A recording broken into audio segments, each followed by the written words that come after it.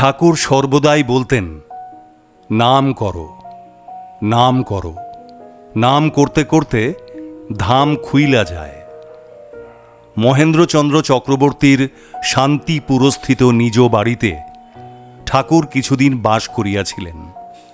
তৎকালীন ঠাকুরের দুই একটি বিভূতির পরিচয় তিনি নিজেই পাইয়াছেন।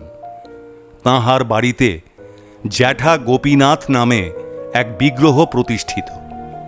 ঠাকুর গোপীনাথের সেবা পূজাদি করিতেন।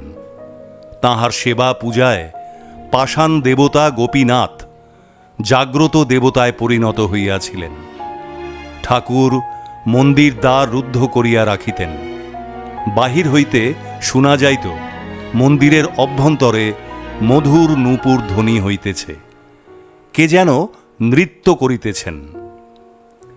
গোপীনাথের সান্ধ্য ভোগের বরাদ্দ ছিল এক জোড়া সন্দেশ।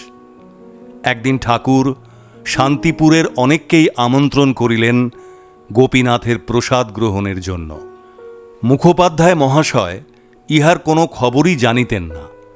সন্ধ্যার পর লোক প্রসাদ পাওয়ার নিমিত্ত উপস্থিত হইলে তিনি অপ্রতিভ হইলেন।